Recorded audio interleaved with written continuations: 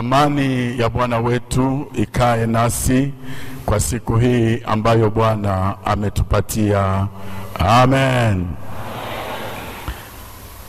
Tunaendelea na somo letu ambalo linahusu mbinu za shetani kwa kuharibu maisha ya Wakristo. Tangu tarehe 1 mwezi huu wa kwanza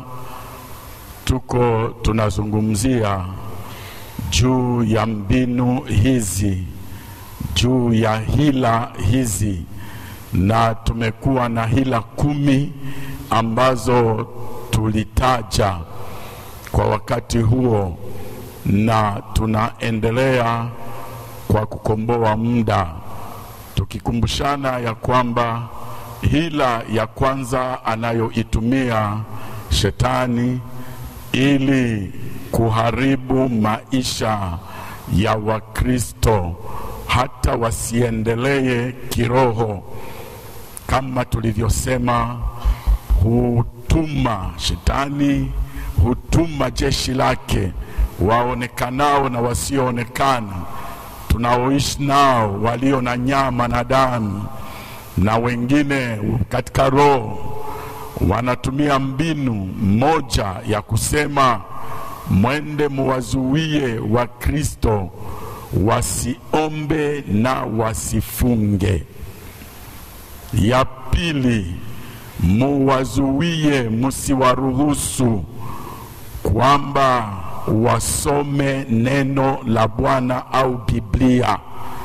Wanaweza kusoma vitabu vingine vyote lakini hapana Biblia. Ya tatu, waambieni Wakristo ya kwamba Mungu wao hana haja ya vya 10 vyao na sadaka zao, kwa maana ni wapasta, wachungaji ndio wanaokula hivyo vya 10 na sadaka.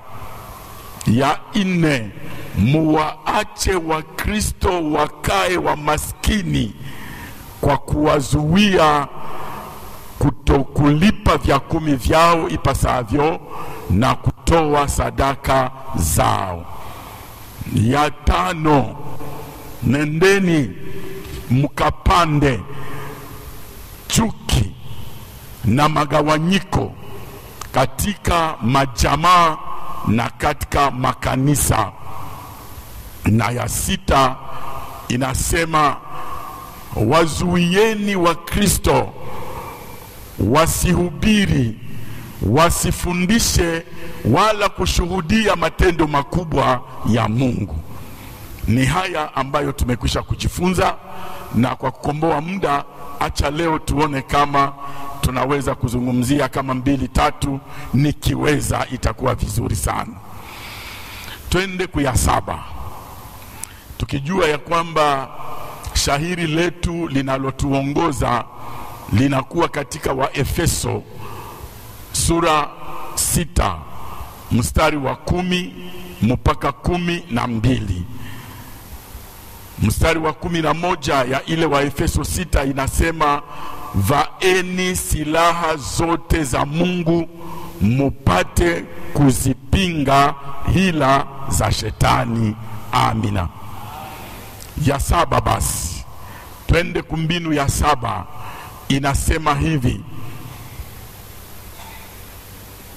Inasema hivi, allez propager la polygamie, ainsi le diable aura plusieurs âmes. Nendeni mukatangaze ya kwamba kuwa na wanawake wengi haina mubaya, na kwa njia hiyo shetani atakuwa na nafsi nyingi. Yaani mafundisho ya uongo iingie na itangazwe kwa sauti kubwa ya kuonyesha watu ya kwamba mume mmoja kuwa na wake wengi sio dhambi. Na hii ninaamini ya kwamba tumeiishi sana. Na hapa kulikuwa mtu mmoja alikuwa anaitwa nani? Zagabe. Zagabe alikuwa anapita kwenye television na kanisa lake, na anaonyesha ya kwamba mtu kuwa na wake wengi sio makosa. Na yeye mwenyewe anakuja na wake wangapi? 5. Mimi nilionaka ya 4. Anatia pale, hawa wote ni wake zangu, na kama ninao mimi sina shida nao, natembea nao vizuri, mwekunda, mweusi, mfupi, mrefu, munene, na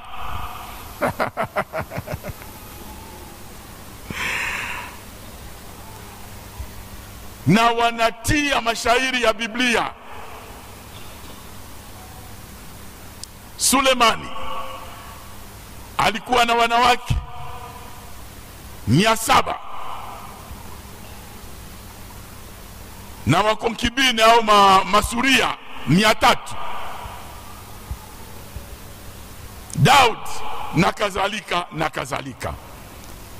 Wapendwa, haya mafundisho yanayoruhusu kuwa na wake wengi ni hila ya shetani ya kuweza kupoteza nafsi za watu ili wamgeukie yeye, wamwendeye na wapoteye milele. Ukiwasikia hawa ambao wanashikilia haya mafundisho, wanaonyesha ya kwamba haya mafundisho ni halali. Kwa sababu gani? Kwa sababu ulimwenguni wanawake ndio wengi kushinda wanaume. Sasa nyinyi ambao mnakataa kama mtu mmoja hawezi kuwa na wanawake ngapi, mnataka wale wanamke ambao wako wengi zaidi kuliko wanaume ulimwenguni mote, wataendaka wapi? Wengine ni kwa sababu vya kujimimi. Hata katika mila yetu hapo mbeleni, mtu ambaye alikuwa mwanaume katika upango wake ilibidi awe na wanawake wengi ili apate watoto wengi. Na idadi ya watoto ilikuwa ni nini? Alama mojawapo ya heshima na kadhalika. Lakini wapendwa, kusemea ukweli, neno hili, mafundisho haya ni mafundisho ya uongo. Mafundisho ya uongo ambayo yanapoteza watu wengi. Mungu katika kuumba ulimwengu, neno la Bwana linatueleza wazi ya kwamba Mungu aliumba Adamu na Eva, mwanamume mmoja na mwanamke. Tusome katika kitabu cha Mwanzo sura yake 1 mstari wa 26 hadi 28. Mwanzo sura 1 mstari wa 26 hadi 28. Neno la Bwana linasema hivi: Mungu akasema, na tumfanye mtu kwa mfano wetu, kwa sura yetu, wakatawale samaki wa baharini na ndege wa angani na wanyama na inji yote pia, na kila chenye kutambaa kitambaacho juu ya inji. 27. Mungu akaumba mtu kwa mfano wake, kwa mfano wake Mungu alimuumba, mwanamume na mwanamke aliwaumba. 28. Mungu akawabarikia, Mungu akawaambia, zaeni mkaongezeke, mkajaze inji na kuitiisha, mkatawale samaki wa baharini na ndege wa angani na kila kiumbe chenye uhai kiendacho juu ya nchi. Neno la Bwana. Mungu katika uumbaji wake ameumba mwanamume mmoja na mwanamke mmoja ambaye ameitwa Eva.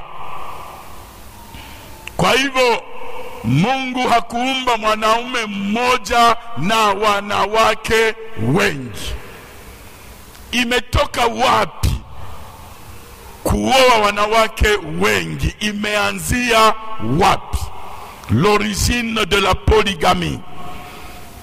Wapendwa, usomapo Biblia unakuta ya kwamba kuoa wanawake wengi imeanza katika kizazi kilicholaaniwa, kizazi cha Kaini.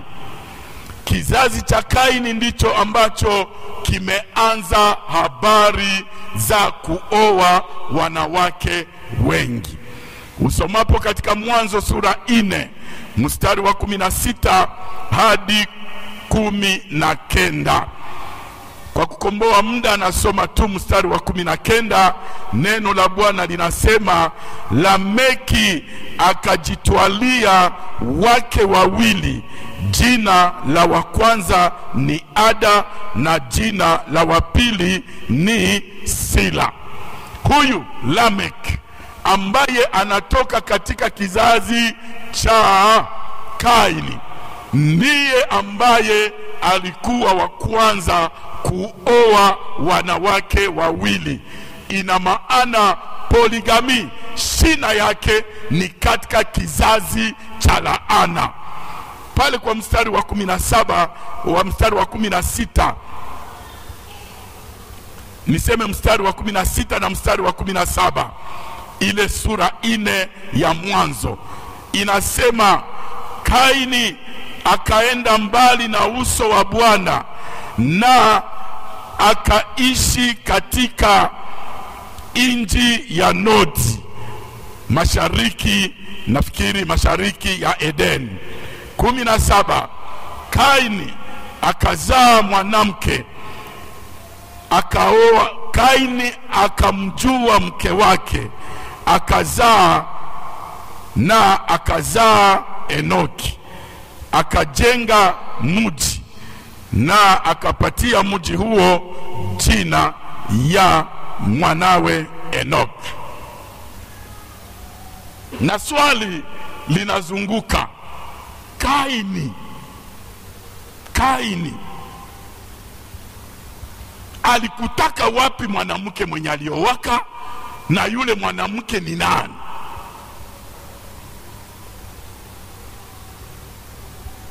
Kaini aliowaka nani? Je, kulikuwaka Adamu na Eva na ngambo ingine kukawa ingine uumbaji ambayo Kaini aliipata mwanamke akamuoa? Na hii inakuwa kama changamoto. Kuna mafundisho yanatembea ambayo pia ni mafundisho ya uongo, inayosema kwamba Adam kabla aoe Eva alikuwa ameoa mwanamke mwingine aitwaye Liiti. Huyu Liiti ndiye ambaye inawezekana akazaa wale ambao au yule ambaye Kaini alimuoa. Lakini haya mafundisho si kweli kulingana na neno la Bwana. Katika utafiti ambao wanadamu wanafanya leo ili kuingiza mafundisho, lakini usomapo utakumbuka ya kwamba kitabu chote cha Biblia kimeandikwa katika, hasa Agano la Kale, kimeandikwa katika kutokujali wanawake. Hata majina ya wanawake hayakutajwa mara nyingi, na katika kutokutajwa hesabu ya wanawake pia haikuchukuliwa. Asa wanapoonyesha ya kwamba Adamu alikuwa ameoa kwanza mwanamke aliyeitwa Liiti, kwanza si neno la Bwana, ni katika utafiti wa binadamu. Lakini pia usomapo katika Mwanzo sura 5 mstari wa 4, neno la Bwana linasema siku za Adamu baada ya kuzaa Seti ilikuwa 800, akazaa vijana na mabinti. Il engendra des fils et des filles. Hakuna hata jina moja ya binti wa Adam iliyotajwa. Ina maana Kaini aliyowaka dada yake. Ilikubaliwa kwa wakati huo ili kuanza nini kizazi. Kufikiri kama Adamu alikuwa na mwanamke mwingine, mafundisho ya uongo ya kuzidisha kwamba poligami au kuwa na wanawake wengi inaruhusiwa. Bwana atusaidie. Bwana atusaidie. Kwa hiyo mafundisho haya ambayo yanatembea kuwa na wanawake wengi sio dhambi. Shetani anatumia hila za ajabu. Kumbuka mpendwa ya kwamba wakati Bwana anasema wakati wa Nuhu, ninataka niangamize, lakini wewe Nuhu ingia na mke wako na wana wako. Alifanya nini? Anamwambia Nuhu, kamata kila mnyama. Mnyama ngapi? Wawili, dike na dume. Kama Bwana ataleta taratibu hata kwa mnyama, Bwana analeta taratibu dike na dume, ili dunia itakapoangamia, hao wanyama wote watakapoingia tena katika inji, katika misuti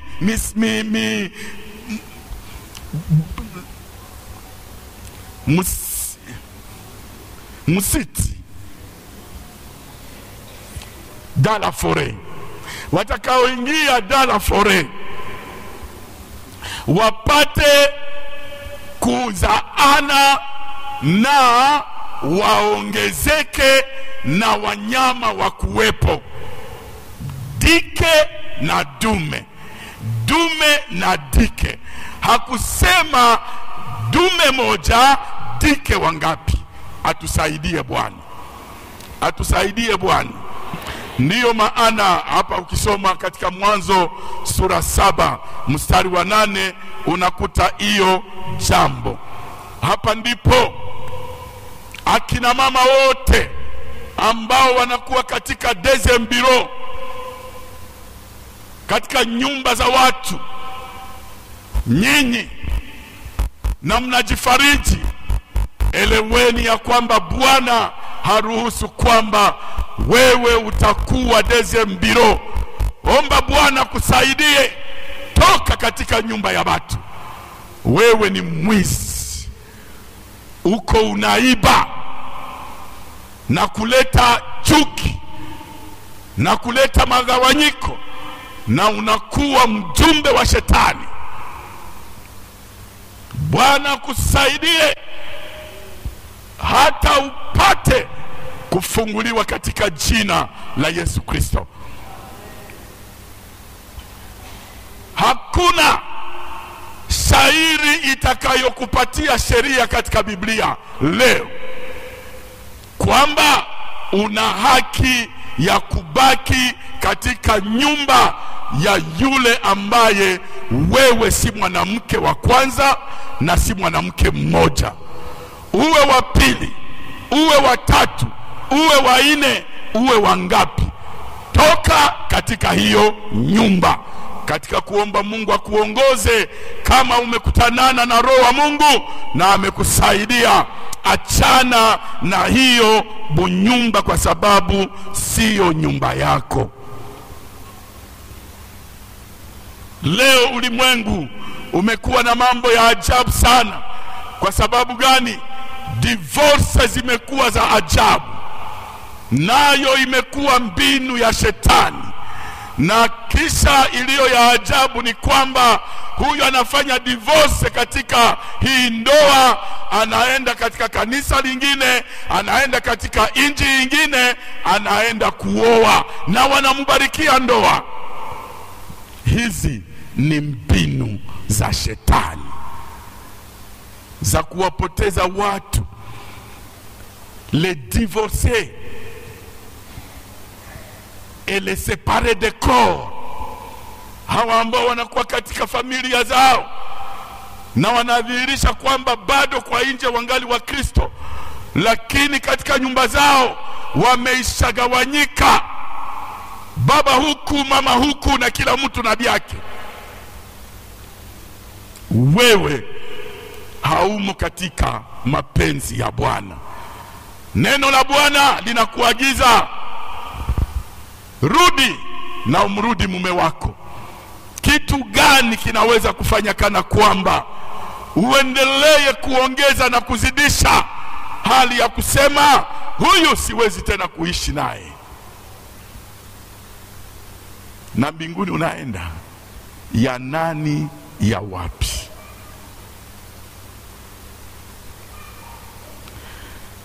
Na hata ukivunja ndoa yako leo,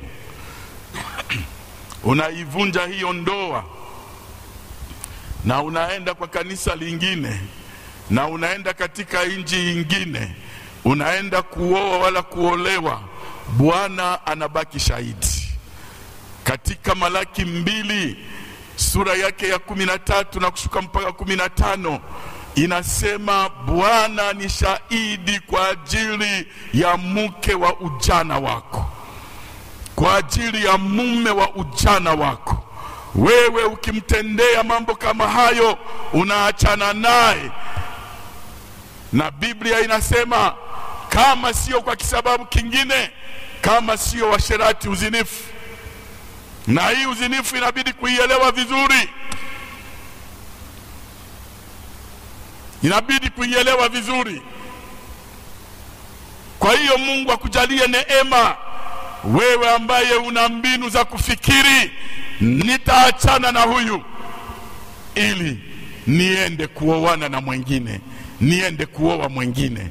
Bwana amekuagiza asubuhi ya leo, njia unayoiendea sio njia halali. Usomapo katika Mathayo sura 19 mstari wa 3 hadi mstari wa 8 hadi mstari wa 9, hapo Yesu anakutana na Mafarisayo na wanamwambia, je, kuna ubaya mtu akiacha mke wake? Musa alituruhusu, anasema huyo mke ukiona utaachana naye, muandikie tu barua ya talaka, barua ya divorce, na uachane naye. Je, kuna ubaya katika agano hili ambamo Yesu naishi sasa wakati huu? Yesu akawaambia, hapo mbeleni sivyo ilivyokuwa. Mungu aliumba Eva na Adam. Mume atamuacha mkewe, mume ataachana na wazazi wake na ataambatana na mke wake. Hili ndilo neno la Bwana. Semeni amina. Hili ndilo neno la Bwana.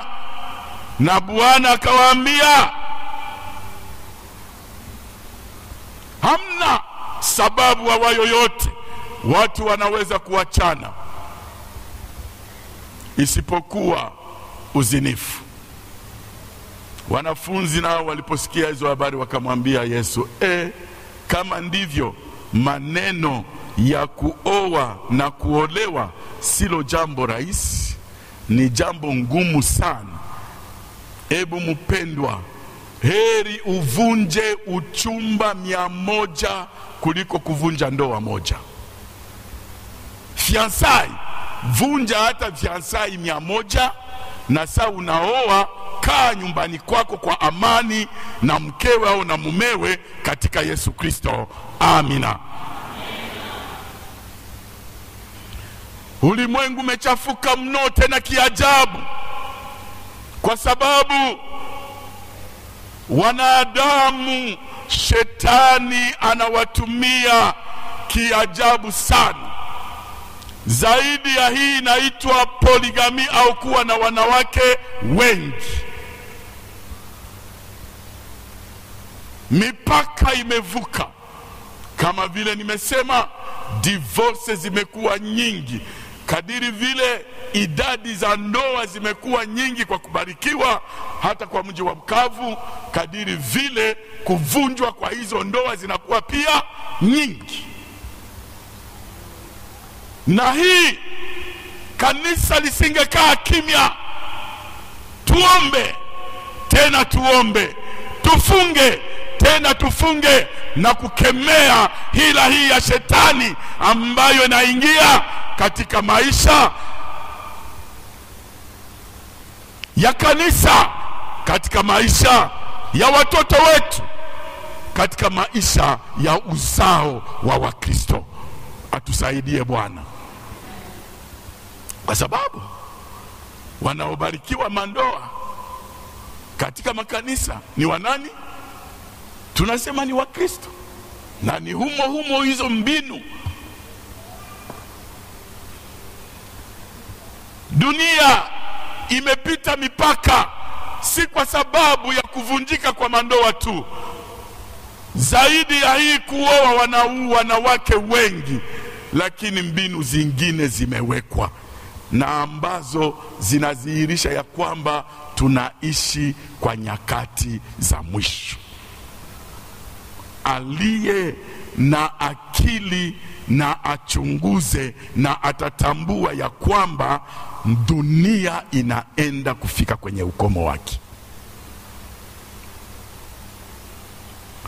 Yametokea nini zaidi ya poligami? Yanayotokea ni mengi, tena mengi sana. Sijui umekwisha kusikia habari zaidi ya poligami ile inaitwa polyandry. Yaani mwanamke mmoja ana wanaume wengi. Umeshaishi, umeshasikia? Hapa Kabare. Hapa Kabare. Mama naolewa, katika kuolewa na kijana, alafu kijana amemuoa, sikumbuki tena vizuri kama walizaa mtoto mmoja kama hawakuzaa. Alafu kijana anatoka anaenda porini kwenye oro kutafuta pesa, na naenda kule anaishi kama miaka kama 5 kama ngapi. Mwanamke anasema nitaishi hivi, nitabakia hivi. Enyi akina baba ambao mko mnaenda masafari maporini, mnafanya mwaka na miaka, na baadaye sasa mnakuja mikono mitupu, hakuna kitu, na jamaa inajiuliza ulienda kufanya nini? Na wengine wanawake huko kwenye wanaendaka, na wakifika hapa wanakuwa Wakristo wazuri. Mungu awajalie neema. Enyi mababa ambao mnaendaka na mnafanya miaka hapa, Mungu alitangaza ya kwamba kila mwanaume mwenye atakuwa naenda akifanya zaidi ya miezi 3, ule aitwe kwa jina la nani? La nani? La Yuda msaliti. Hapana kuwa Yuda wa kusaliti familia yako. Hapana kuwa Yuda wa kusaliti mke wako. Hapana kuwa Yuda wa kusaliti watoto wako. Hapana. Akujalie Bwana. Kama unaingia kazini miezi 3, rudi nyumbani, salimu jamaa, baki kwa muda mfupi, tena enda. Lakini unaenda miaka mingapi? Baadaye huyu mama alipokuta ya kwamba kijana tu anamuoa na baadaye anaenda kufanya miaka kama 5. Kijana mwingine akaja. Wakati huyo kijana anakuja, anamwambia mume wako hatarudiaka. Akasema haya, ninakupenda. Wakaishi pamoja naye, wanaishi pamoja naye, wanazaa. Punde kidogo huyo aliyekwenda anakuja nakuta nani yuko nyumbani? Mwanamke alishakuolewa, mwanamke ameolewa na wamejenga nyumba, wamekuwa humo. Mwanamke anasema ingia tu, lakini na huyu ninampenda, sitamwacha, na wewe ingia. Wakakaa wanaume wawili, wanawake, mwanamke, hapa Kabare.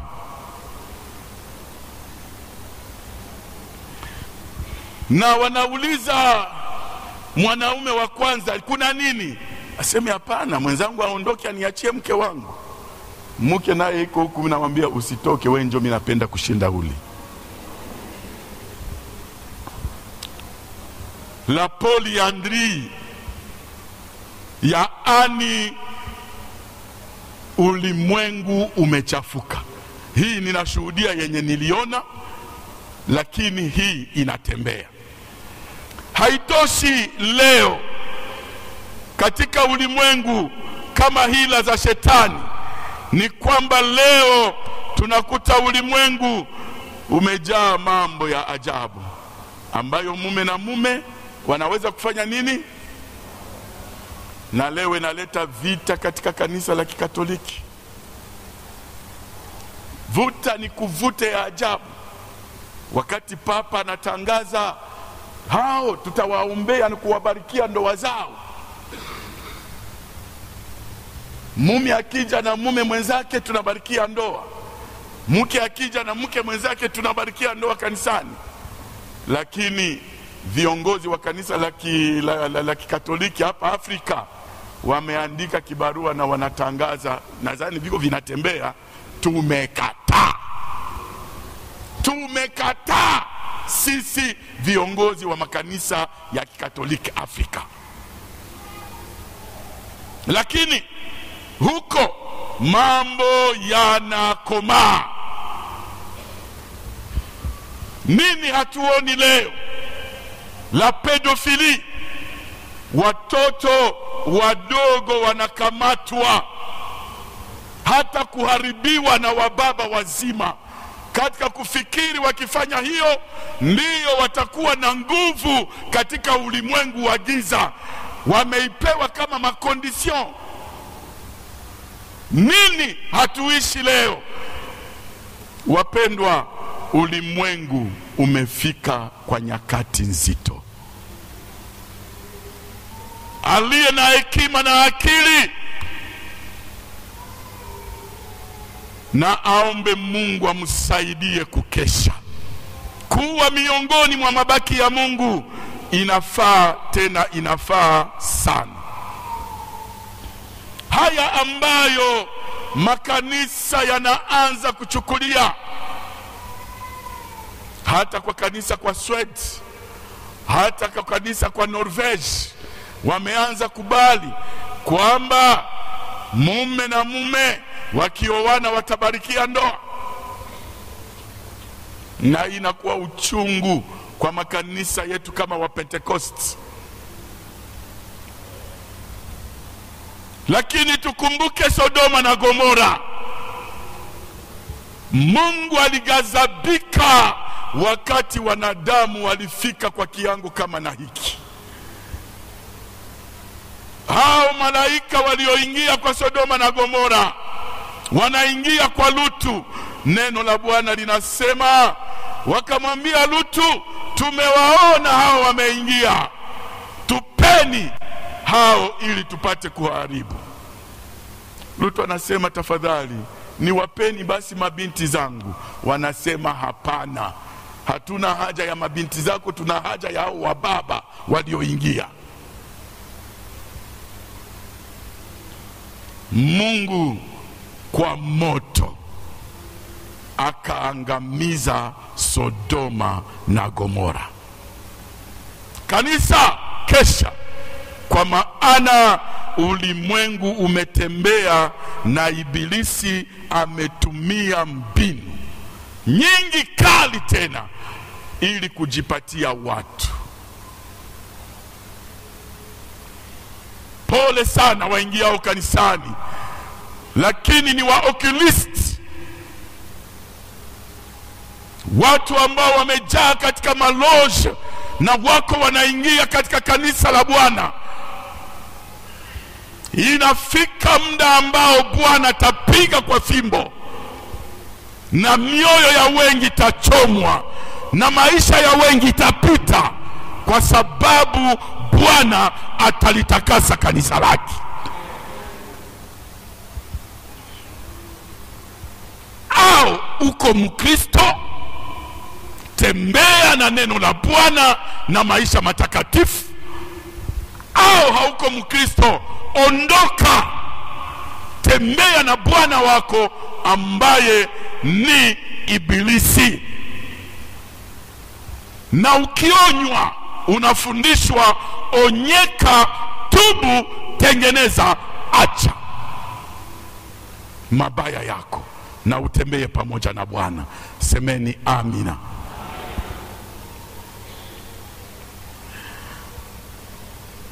Hii nilitaka niiseme kwa habari ya ila ya nane, ya 7 ambayo aliiweka Ibilisi. Ila ya 8, hila ya 8.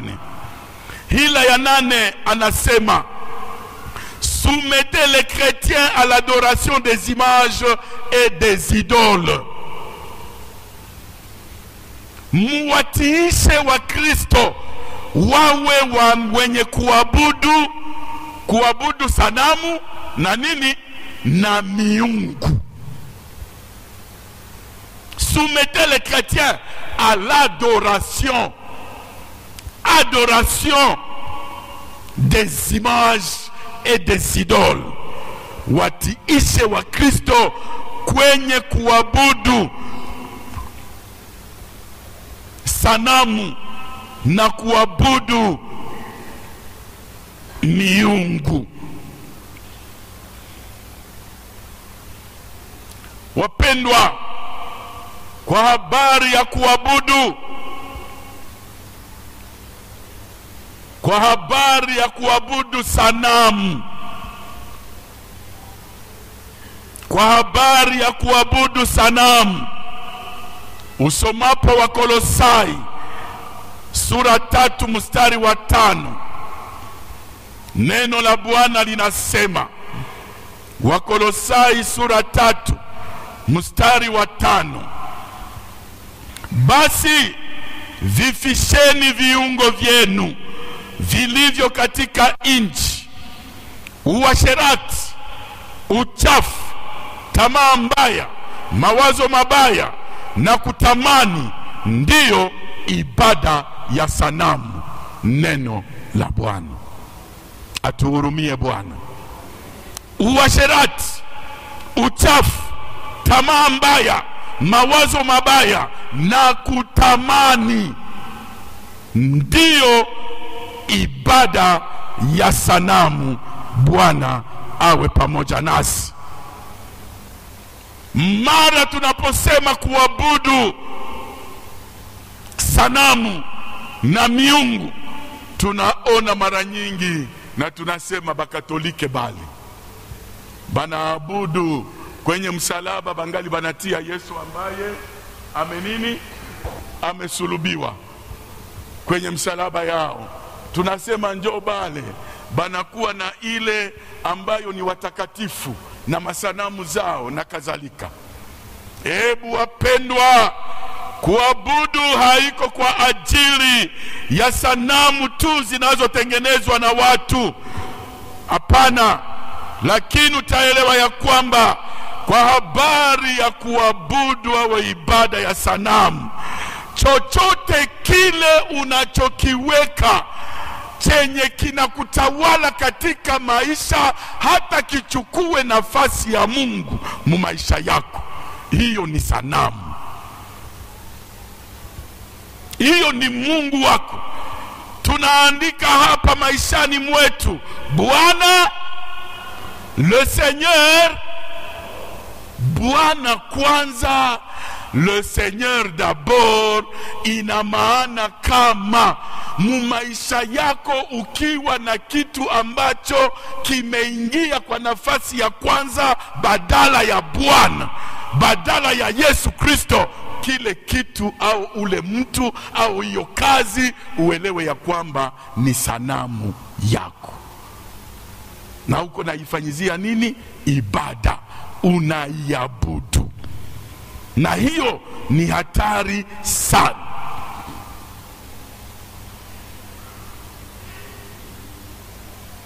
Ukisikia uko extremement acharné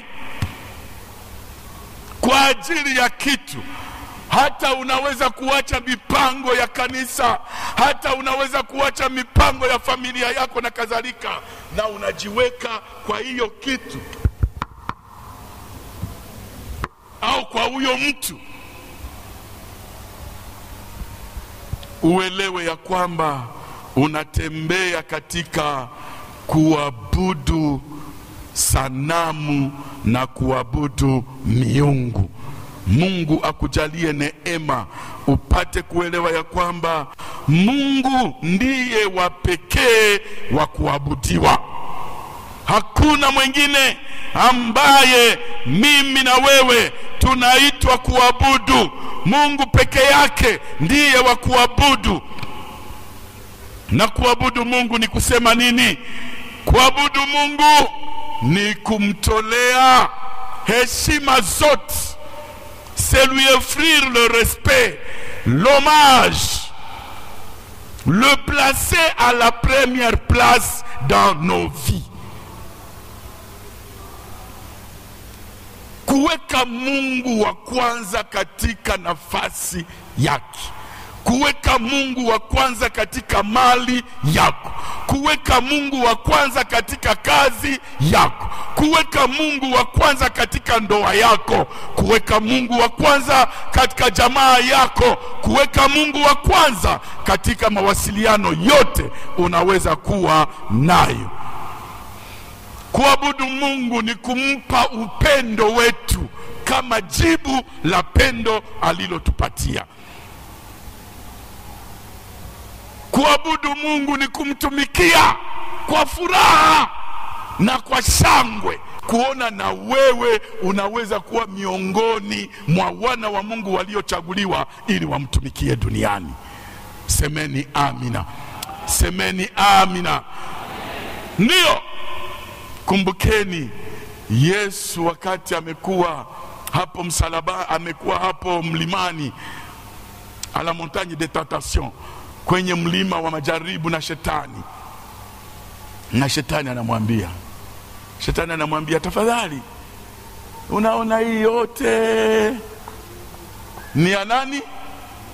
Ni yangu mimi. Kiumbe kiko kinaambia nani? Na njoo ulimwengu wa leo, kiumbe kinaambia muumbaji, hii yote ni yangu, yatosha unisijudie tu, piga tu magoti na hii yote ndakupatia. Bwana tujalie neema. Yesu anajibu, anamwambia, utamuabudu Bwana Mungu wako na kumtumikia yeye tu. Neno la Bwana. Luka sura 4 mstari wa 8 ndio inasema, utamuabudu Bwana Mungu wako, utamsujudu Bwana Mungu wako na kumtumikia yeye tu. Uelewe ndugu mpendwa ya kwamba chochote ambacho kimechukua nafasi katika ulimwengu wa sasa, uelewe ya kwamba ni mbinu za shetani za kukutiisha kuabudu sanamu na kuabudu miungu. Tunasema imekatazwa kuabudu ile ambayo wanasema watakatifu. Sisi hatuna ile. Wanaita hapa, wanaita l'adoration de la Dili. L'adoration de la Dili, c'est c'est la vénération des saints. La vénération des saints, yani kuabudu wa nani? Watakatifu. Sawa, huyu mniko hapa hivi nani hapa kunyawera, anaitwa nani? Anaitwa ule alishakuwa mtakatifu mwenyi anaabudiwa, anapewa heshima, ndio wanaita la vénération des saints. C'est ça qu'on appelle l'adoration de la Dili. L'adoration de la Dili. Sisi kwetu hatuna habari za watakatifu ambao tutaabudu. Bwana atusaidie. Kuna kuwa ile inaitwa hyperdili. Hyperdili ina maana kuabudu nani? Kuabudu nani? Maria. Wakati wanaabudu Maria tunaita hyperdili. Bwana atukuzwe, kwa maana Mungu amempitia kutuzalia Yesu Kristo. Lakini kumwabudu kama mwanadamu, hapana. Atusaidie Bwana. Atusaidie Bwana. Atusaidie Bwana. Kuna ile wanaita ikondili. Ikondili.